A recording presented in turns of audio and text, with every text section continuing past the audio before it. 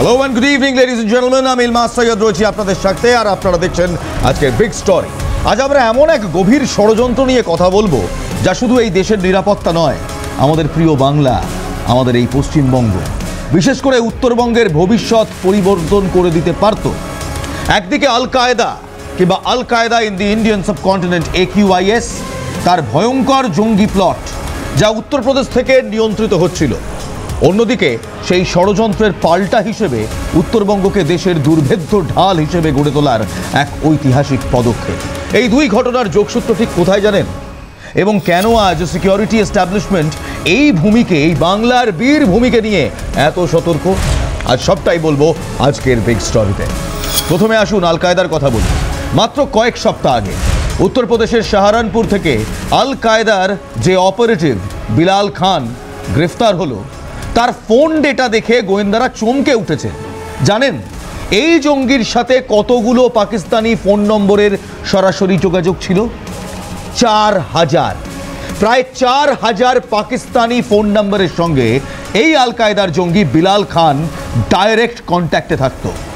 এটা কেবল একটা গ্রেফতারি নয়, এটা আমাদের দেখা যে শত্রুরা কিভাবে ডিজিটাল মাধ্যমে আমাদের দেশের গভীরে বিষ ছড়াচ্ছে। কিন্তু এখানেই শেষ নয় লেডিজ এন্ড জেন্টলম্যান। আমাদের বাংলায় বসে, হ্যাঁ ঠিক শুনছেন, আমাদের বাংলায় বসে বেঙ্গালুরু থেকে গ্রেফতার হওয়া এক নারী যার নাম শামা পারভিন আনসারি, তার কথা নিশ্চয়ই আপনাদের মনে আছে। এই হলো শামা পারভিন আনসারি। সে কি করেছিল নিশ্চয়ই মনে আছে আপনাদের। ভারতের বিরুদ্ধে সামরিক অভিযান চালানোর জন্য প্রকাশ্যে পাকিস্তানি সেনাপ্রধানকে অনুরোধ জানাচ্ছিল। কখন? মে মাসে, যখন অপারেশন সিঁদুর চলছে সেই সময়। সেই নারী সোশ্যাল মিডিয়ায় প্রচার করছিল গজওয়ায়ে হিন্দের মতো ভয়ঙ্কর জঙ্গি আদর্শ। বিলাল খানই হোক বা শামা পারভিন, এরা দুজনেই আল কায়দার ভারতীয় শাখা AQIS এর সঙ্গে যুক্ত এবং অত্যন্ত ঘনিষ্ঠভাবে যুক্ত। এদের যারা ট্রেন করেছে কিংবা যার মতাদর্শ দেখে এরা আল কায়দা ইন্ডিয়ান সাবকন্টিনেন্টে যোগ দিয়েছে, জানেন কি সে কার দ্বারা নিয়ন্ত্রিত? সেই লোকটাকে ডাইরেক্টলি রিক্রুট করেছিল ওসামা বিন লাদেন এবং আল জাওয়াহিরি, আল কায়দার দুজন সবচেয়ে গুরুত্বপূর্ণ এবং খুঙ্খার টেররিস্ট।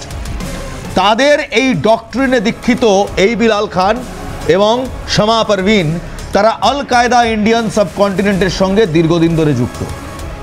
এই সংগঠনটি 2014 সালে তৈরি হয়েছিল, যার লক্ষ্য ছিল ভারত, বাংলাদেশ, মায়ানমার এবং পাকিস্তানের সরকারের বিরুদ্ধে লড়াই করা। বিলাল খান উত্তরপ্রদেশেরই বাসিন্দা।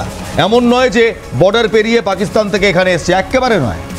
এই দেশের উত্তরপ্রদেশের সাহারানপুরের বাসিন্দা এই বিলাল খান। তিনি AQIS এর প্রথম প্রধান আসিম উমার সাম্বলি, তার চরমপন্থী আদর্শকে গভীরভাবে অনুপ্রেরণিত হয়েছিল এবং সেই আসিম উমার সাম্বলির আদর্শ দেখেই এরা AQIS কিংবা Al Qaeda in Indian subcontinent তাতে যোগ দেয়। এই আসিম উমার সাম্বলিকে, আসিম উমার সাম্বলি 2007-8 নাগাদ ওসামা বিন লাদেন এবং জাওয়াহিরি, আল হোসেন জাওয়াহিরি, আল কায়দার নাম্বার 1 এবং নাম্বার 2, তাদের হাতে সরাসরি রিক্রুট হয়েছিল, তাও আবার পাকিস্তানে। তারপর তো আমরা সবাই জানি ওসামা বিন লাদেন কোন দেশে গা ঢাকা দিয়ে বসেছিল। পাকিস্তানেরা বটা বাড়ে 2011 সালে ওসামা বিন লাদেনকে খতম করা হয়।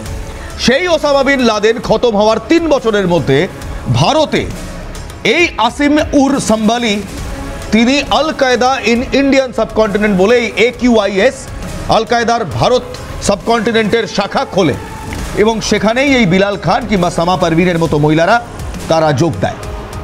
আসিম উমার সাম্বলির চরমপন্থী আদর্শ গভীরভাবে প্রভাব ফেলেছিল এই দুজনেরকেই।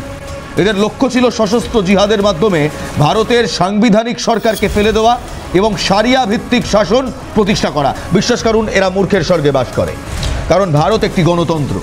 সেই গণতন্ত্রে সন্ত্রাস দিয়ে ভারতীয়দের ভয় দেখানো হবে, এটা ভাবাটাই সমস্যা। এবং এই চক্রটার অনলাইনের একটি মডিউল আছে, সেই মডিউলের নাম মুজাহিদিন আর্মি।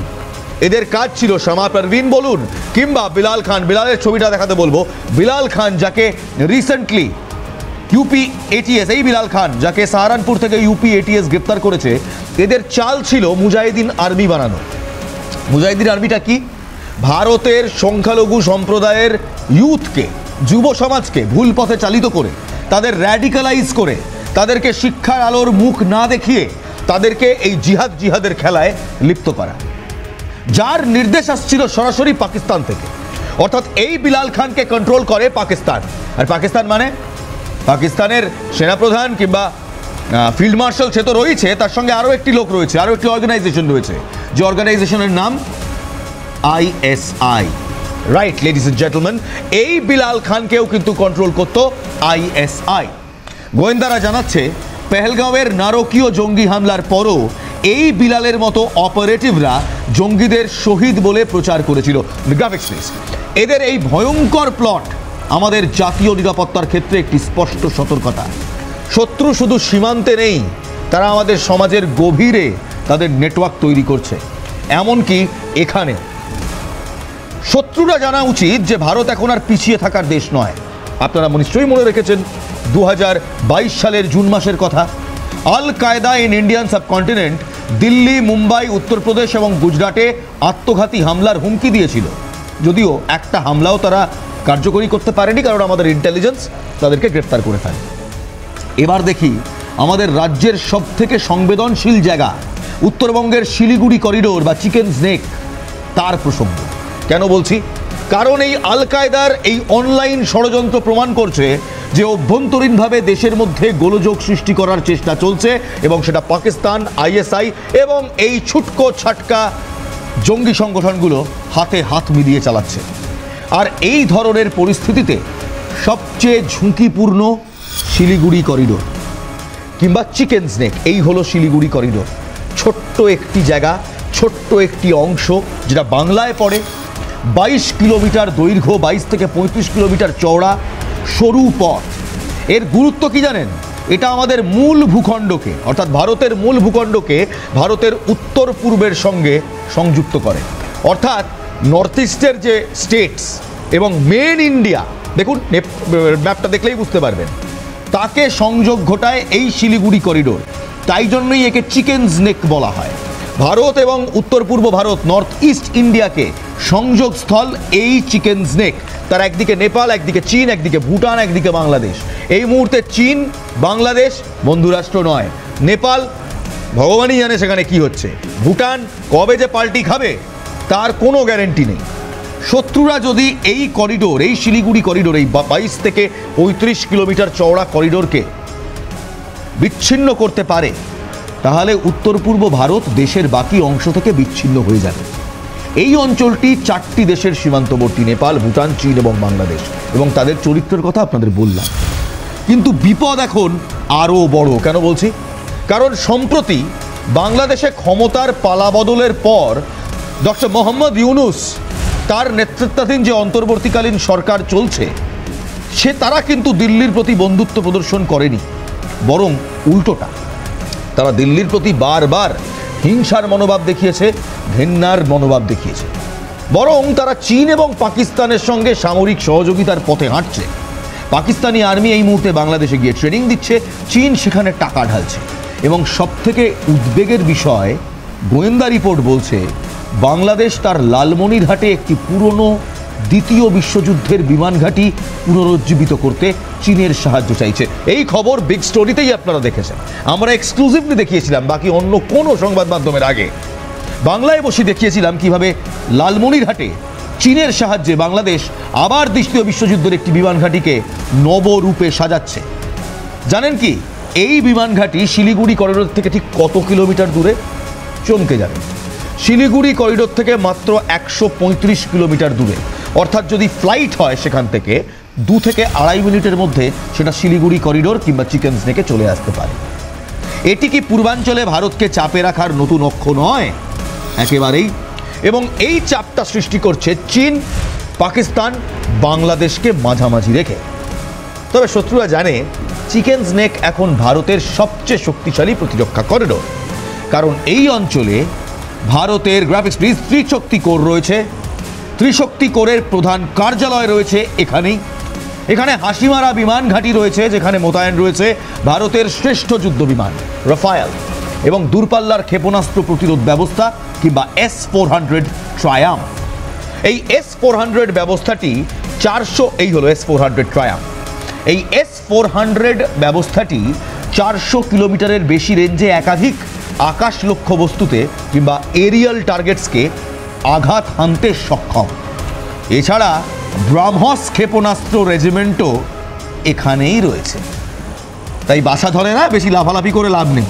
একটা ব্রাহ্মস ফাটানো হয়েছিল, তাও কিরালা হিলসের কাছে কাছে, জাকোকাবাদের কাছে। আমেরিকা পর্যন্ত নড়ে গিয়েছিল, স্নিফার প্লেন পাঠিয়ে দিয়েছিল এই ভেবে যে পাকিস্তানের নিউক্লিয়ার আর্সেনাল বোধহয় গেল। তাই এই ব্রাহ্মস ক্ষেপণাস্ত্র রেজিমেন্ট এই মুহূর্তে রয়েছে এই শিলিগুড়ি করিডোর কিংবা এই চিকেন স্নেকে। মে মাসে সেনাবাহিনী এখানে একটি নতুন অপারেশন করে, এখানে এই চিকেন স্নেকে। তার নাম এক্সারসাইজ তিস্তা প্রহার। প্রহার মানে মার, তিস্তা প্রহার মানে যে তিস্তা নদীর নদ ধরে কিংবা তার পথ ধরে আমরা কিভাবে শত্রুপক্ষকে মার দিতে পারি সেটাই দেখানো। Sorry, I am getting a little emotional, but bear with me. নামে বিশাল সামরিক মহড়া হয়েছিল সেটা। আর নভেম্বর মাসে, এ মাসে শুরু হয়েছে এখানেই এক্সারসাইজ ত্রিশূল 2025, যা এই করিডোরের সুরক্ষা নিশ্চিত করতে সেনা, নৌসেনা ও বিমান বাহিনীর সম্মিলিত শক্তি প্রদর্শন করছে। লেডিজ এন্ড জেন্টলম্যান, অপারেশন ত্রিশূল এই মুহূর্তে যেটা চলছে আমাদেরই অর্থাৎ ভারতেরই একেবারে পূর্ব সীমান্তে, তার কিছু ছবি আপনাদের দেখাবো, বড় করে দেখাবো। Ladies and gentleman, please watch and rejoice.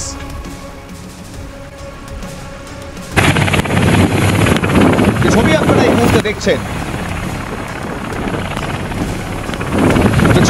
এই মুহূর্তে দেখছেন, এই হলো অপারেশন ত্রিশূলের ছবি।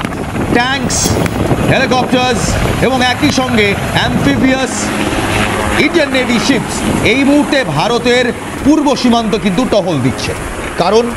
কারণ এই মুহূর্তে ভারতের পূর্ব সীমান্তে আমরা বোঝানোর চেষ্টা করছি যে চিকেন স্নেক কিংবা শিলিগুড়ি করিডোর আর আমাদের জন্য চিন্তার কারণ নয়।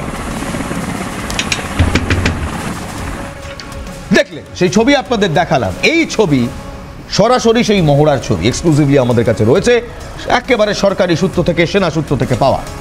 আমরা কিন্তু সরাসরি বলছি, সরাসরি দেখাচ্ছি যে আমাদের কাছে শিলিগুড়ি করিডোর কিংবা চিকেন স্নেক একেবারেই চিন্তার কারণ নয়। উল্টে আমরা এখানে নতুন কিছু জিনিস তৈরি করেছি। এবছর নভেম্বর মাসে ভারত সরকার এমন এক ঐতিহাসিক সামরিক সিদ্ধান্ত নিয়েছে যা পূর্বাঞ্চলের নিরাপত্তায় এক নতুন যুগের সূচনা করেছে। শুধু সামরিক মহড়া নয়, একটি স্থায়ী প্রতিরক্ষা কাঠামো গড়ে তোলা হয়েছে। ভারত সরকার চিকেন স্নেক করিডোরে সুরক্ষিত করতে 3টি নতুন সম্পূর্ণ কার্যকর সামরিক গ্যারিসন স্থাপন করেছে, কিংবা 3টি নতুন সামরিক ঘাঁটি। কোথায় কোথায় এই ঘাঁটিগুলি রয়েছে এবং কেন রয়েছে, কেন এই পদক্ষেপ? 3টি নতুন সামরিক ঘাঁটি রয়েছে। এক, আসামের বামুনি কিংবা ধুবড়ির কাছে, যা বাংলাদেশ সীমান্তের কাছে প্রথম বড় সামরিক ঘাঁটি। এই হলো বামুনি, আসামে। এই বামুনির কাছে ধুবড়িতে বাংলাদেশের সীমানার খুব কাছে রয়েছে আমাদের প্রথম বড় সামরিক ঘাঁটি। নভেম্বরে সেটার ইনগ্রেশনও হয়েছে। 2,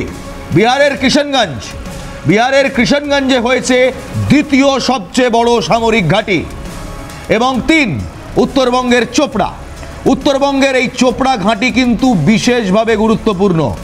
এটি বাংলাদেশের পঞ্চগড় জেলার তেঁতুলিয়া থেকে 1 কিলোমিটারেরও কম দূরত্বে অবস্থিত। বুঝতে পারছেন, বাংলাদেশের তেঁতুলিয়া থেকে মাত্র 1 কিলোমিটার দূরে চোপড়ার এই ঘাঁটি, যা আমাদের গর্বের সঙ্গে বলছি আমাদের পশ্চিমবঙ্গের ঘাঁটি। আমাদের পশ্চিমবঙ্গে রয়েছে, বাংলাদেশ সীমানা থেকে মাত্র 1 কিলোমিটার দূরে এই বাংলার, এই বীর বাংলার মাটি থেকে বাংলাদেশকে, চীনকে, পাকিস্তানকে জবাব দেওয়া হবে। 1 কিলোমিটারেরও কম দূরত্বে অবস্থিত রয়েছে চোপড়ার এই ঘাঁটিটি। এই গ্যারিসনগুলি তৈরি করার মূল লক্ষ্য হলো 1, দ্রুত সামরিক পদক্ষেপের সক্ষমতা বাড়ানো, নজরদারি আরও শক্তিশালী করা এবং কৌশলগত ফাঁকগুলো পূরণ করা। এই পদক্ষেপের মাধ্যমে ভারত স্পষ্ট বার্তা দিচ্ছে যে বাংলাদেশ বা চীন যে কোনো দিক থেকেই আসা বিপদ মোকাবিলায় উত্তরবঙ্গকে এখন দুর্ভেদ্য দুর্গ করে তোলা হয়েছে ভারতের পক্ষ থেকে। এই নতুন সামরিক ঘাঁটিগুলো শুধু ইট পাথরের কাঠামো নয়, কিন্তু এটি র্যাপিড রেসপন্স অর্থাৎ দ্রুত সময়ে পাল্টা জবাব দেওয়ার প্রস্তুতিকে নিশ্চিত করছে। ইন্টেলিজেন্স অর্থাৎ রিয়েল টাইম তথ্য এবং নজরদারি ব্যবস্থার সমন্বয়কে আরও জোরদার করছে। সামরিক কর্মকর্তারা বলছেন এই ঘাঁটিগুলি এখনকার চৌম্বকীয় পরিবেশের সঙ্গে মানানসই, যাতে উত্তরবঙ্গের ভূখণ্ড, নদীর তীর এবং উচ্চতার এলাকা অর্থাৎ হাই অল্টিটিউড রিজিয়নস যে কোনো সময় T-90 ট্যাঙ্ক এবং অন্যান্য সামরিক সরঞ্জাম মোতায়েন করতে পারে। এই হলো T-90 tanks. Ladies and gentleman, T-90 tank ঠিক কী করতে পারে একবার নিজের চোখে দেখুন, দেখান, বড় করে দেখান।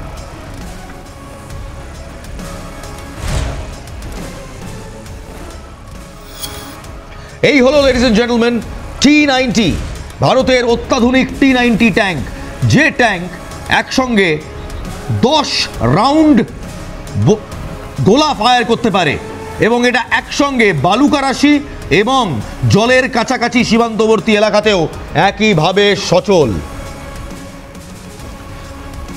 3টে সেনাঘাঁটির কথা আপনাদের বললাম, একই সঙ্গে আল কায়দার কথা বললাম, কিন্তু প্রশ্ন হলো উত্তরপ্রদেশে আল কায়দার অপারেটিভ গ্রেফতার হওয়া এবং উত্তরবঙ্গে সামরিক ঘাঁটি তৈরি, এই দুয়ের মধ্যে সম্পর্কটা কোথায়?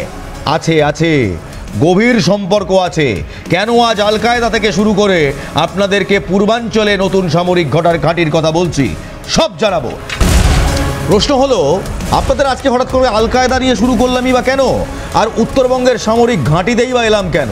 এই দুয়ের মধ্যে কি কোনো সম্পর্ক রয়েছে? আলবাত রয়েছে।